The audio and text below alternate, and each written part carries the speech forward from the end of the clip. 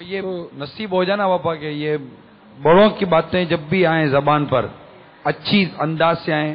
جو بڑے ہیں ہمارے جو اکابرین ہیں، اب جب ہم اپنے والدین پیر و مرشید اور یہاں سے جب آغاز لے لیں گے، بڑے بھائی سے ہی آغاز لے لیں گے جو ہمارے بڑے ہیں، جبکہ ان کی کوئی برائی کرنے کی کوئی اشارہ حاجت بھی نہیں ہے. تو جیسے یہاں، لیکن اب جب یہاں سے ہم اپنے ادب کا آغاز کریں گے تو بابا پھر جب آگے تک جائیں گے تو انشاءاللہ امید ہے کہ بہت ہی محتاط ہو جائے گی زبان. ان بزرگوں میں ہمارے جو انبیاء کرام، ان میں برائی کرنے کی تو کوئی تکی ہوں بھی نہیں نا، ان میں برائی ہے بھی نہیں نا. جی ہاں، ہے ہی نہیں برائی. ہمارا ایمان ہے ان پر کہ یہ بالکل معصوم ہے، تو اس خامخواہ اس میں چین کرتے ہیں، اپنے جزاک ایمان اللہ. سے پھر ایمان کو داؤ پہ لگا دیتے ہیں. کبھی ان کا تذکرہ کریں گے تو یہ جو عاشق ناشاد ہوتے ہیں تو یوسف علیہ السلام زلیخا کا قصہ لے کے بیٹھ جاتے ہیں. ان بیچاروں کو اتنا پتہ نہیں کہ یوسف علیہ السلام پاک تھے، اس سے ان کی طرف سے عشق تھا ہی نہیں.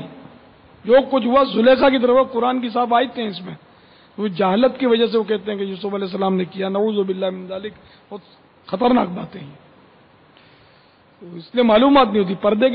پردے کے بارے میں سوال جواب میں پورا عشق مجاسی کا ایک عنوان ڈالا گیا ہے.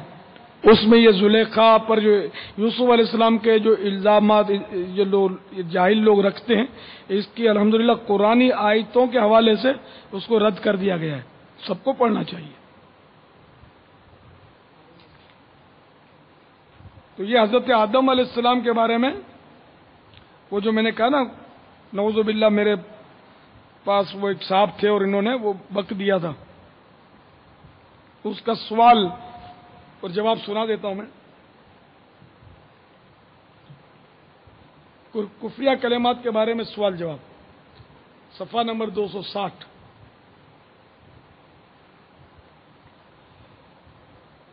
سوال یہ کہنا کیسا ہے کہ جب اللہ عز و جل نے آدمیوں کو دنیا میں بسانا ہی تھا تو پھر حضرت سیدنا آدم علیہ السلام کو قربانی کا بکرا کیوں بنایا؟ جواب،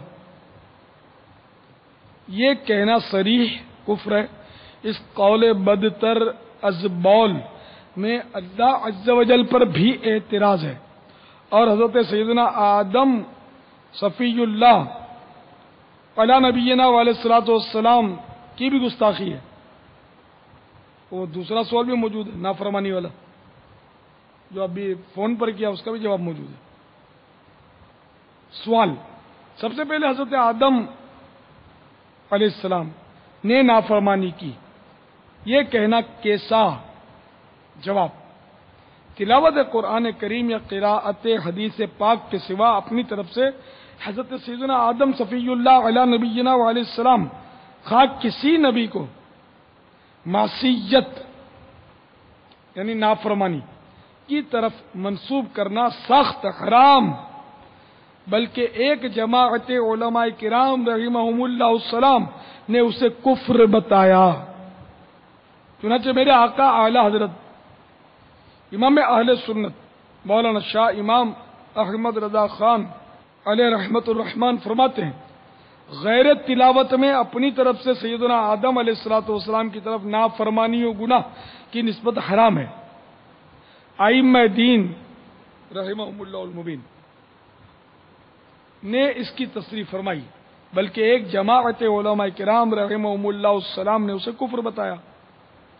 مولا عز و جل کو شایع ہے کہ اپنے محبوب بندوں کو جس عبارت سے تعبیر یعنی جو چاہے فرمائے، مگر دوسرا کہے تو اس کی زبان گدی کے پیچھے سے کھینچی جائے.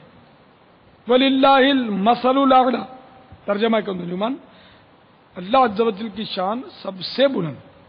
وَلِلَّهِ الْمَثَلُ الْأَعْلَى، ترجمہ کنز ایمان، اللہ عز و جل کی شان سب سے بلند. یہ پارہ 14 سورۃ النحل آیت نمبر 7 تھی. بلا تشبیہ یوں خیال کرو کہ زید نے اپنے بیٹے عمرو کو اس کی کسی لغزش یا بھول پر متنبہ یعنی خبردار کرنے، ادب دینے، حزم و عزم و احتیاط عتم یعنی آداب و احتیاط سکھانے کے لیے مثلا بیہودہ، نالائق، احمق وغیرہ الفاظ سے تعبیر کیا. کہ باپ کو اس کا اختیار تھا، یعنی باپ بچے کو نالائق، بیوقوف وغیرہ کہہ دے تو وہ باپ کہہ سکتا ہے۔ اب کیا عمر کا بیٹا بکر یا غلام خالد انہی الفاظ کو سند بنا کر اپنے باپ اور آقا عمر کو یہ الفاظ کہہ سکتا ہے؟ ہاشا، ہرگز نہیں۔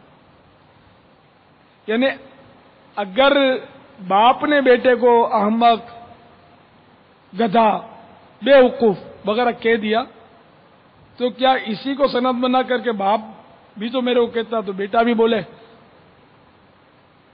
اپنے ابا کو کہ بیوقوف، گدھا، تو کیسا رہے گا؟ تو اعلیٰ حضرت فرماتے ہیں کہ اگر کہے گا، بیٹا باپ کو کہے گا یا نوکر جیسے سیٹ کو آقا غلام کو کہے گا، غلام آقا کو کہے گا تو سخت گستاخ و مردود و نا سزا و مستحق عذاب و تعزیر و سزا ہوگا۔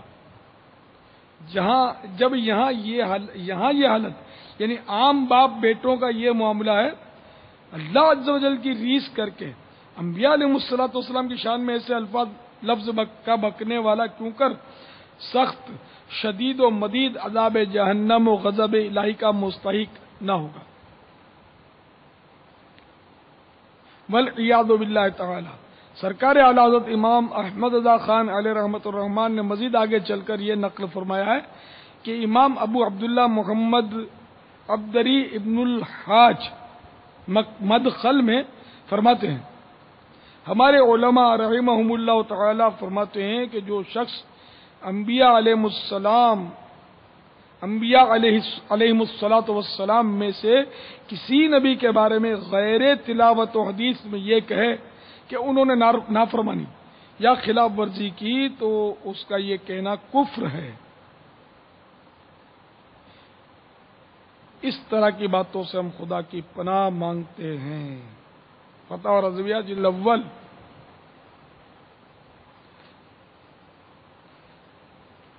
اول با صفحہ 1119 تا 1120 پر یہ مسئلہ ہے۔ اسی طرح وہ اور بھی ایک سوال ہے، یا یہ کہنا کیسا کہ حضرت سیدنا آدم علیہ السلام گندم نہ کھاتے، یعنی کنک گیہوں نہ کھاتے تو ہم بدبخت نہ ہوتے۔ جواب، فتح عالمگیری جلد 2 صفحہ 265 کے حوالے سے لکھا ہے ایسا کہنا کفر ہے۔ تو آدم علیہ السلام، سیدنا آدم صفی اللہ علیہ نبینا علیہ الصلوۃ والسلام اور کسی بھی نبی کی گستاخی یہ کفر ہے، یہ ہمیشہ یاد رکھیں۔ تو ان کی نافرمانی کا تذکرہ اگر ہے بھی قرآن میں، جیسے اللہ نے جس طرح بھی فرمایا، وہ یونس علیہ السلام نے پڑھا لا الہ الا انت سبحانک انی کنت من الظالمین، کہ بے شک میں تو ظالموں سے ہوں، انی کنت من الظالمین، میں ظالموں سے ہوں۔ یہ انہوں نے فرمایا، میں آپ کو سمجھانے کے لیے عرض کر رہا ہوں۔ تو کیا نعوذ باللہ کوئی ان کو اٹھ کر ظالم کہے گا تو اپنے ایمان کی خیر منائے۔ یہ قرآن کی تلاوت کی حد تک اور تلاوت حدیث کی حد تک ہی یہ چیزیں رکھی جائیں گی، اس کے علاوہ ان کا تذکرہ نہ کیا جائے۔ واللہ تعالی اعلم ورسول اعلم عز وجل وصلی اللہ تعالی علیہ وآلہ وسلم صلو علی الحبیب صلی اللہ تعالی علی محمد۔ یہ اسلام بھائی جو بیٹھے ہو ان میں سے کوئی عزم کا اظہار نہیں کر سکتا؟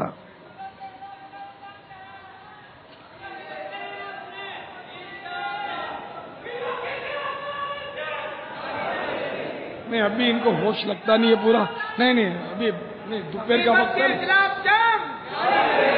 بھوک کی شدت، پیاس کی شدت، آوازیں بھی نہیں نکل رہی برابر، بولنا کیا چاہتے ہیں نکل کیا جاتا ہے۔